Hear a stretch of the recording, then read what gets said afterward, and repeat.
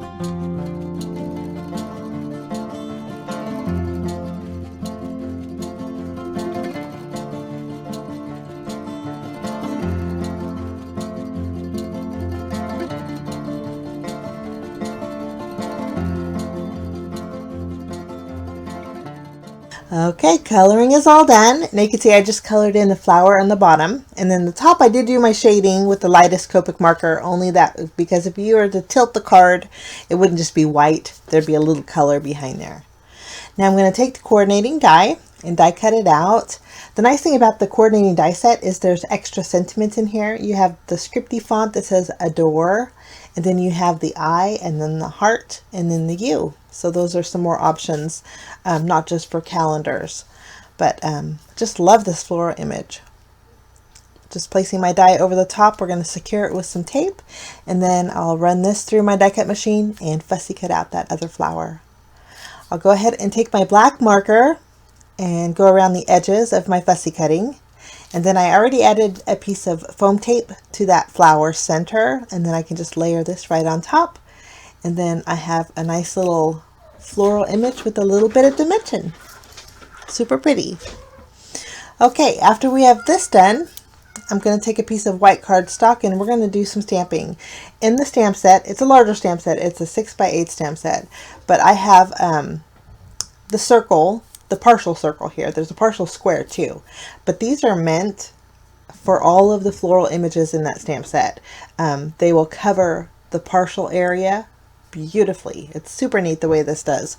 I'm coloring in my circle with my blue Copic marker just for a little bit of shading. I'm going to bring out some of that blue in our image, and then I'm also going to take the same red Copic markers that I used, and I'm going to create a gradient with all three colors.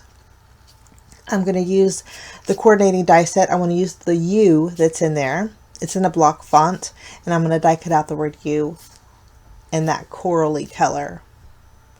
For the parcel circle, I am going to fussy cut that out. So that's ready to go. You can see the floral image will fit perfectly over those open ends, and it'll work with every single floral image in the stamp set. I think that is such a neat idea. You could actually pop up the floral image, stamp your partial circle or square, and add dimension that way, but I wanted to do it this way just for something a little different. Okay, I'm going to go ahead and add my U first.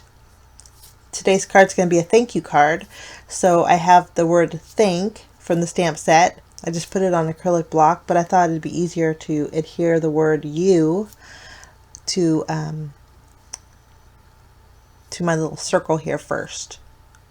And I still can't find my tweezers. I don't know what my girls did with them, so I guess I'm going to have to invest in a new pair. So my hands are going to have to work for today. To stamp the word thank, I'm going to use my VersaFine Onyx Black ink, and I'm going to stamp it right above the U. Lovely. And I think that looks so pretty.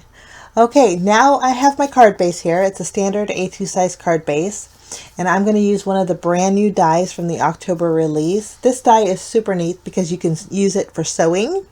I'm just going to use it as an accent or a detail piece for my background. It's called the Sew Striped die, and Concord 9th does sell an embroidery floss pack, which is super neat.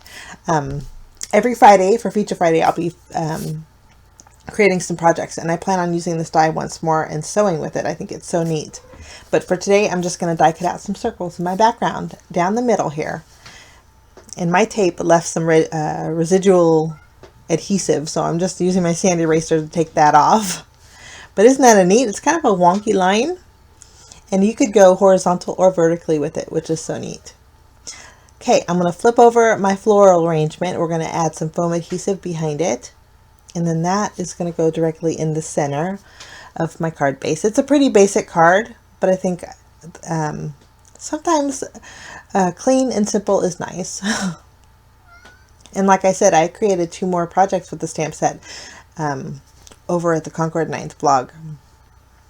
Okay, for bells and whistles, I'm going to bring in some clear sequins. Just adding them to my background. And then I did bring in some morning dewdrops and went over the blue and the yellow floral images on my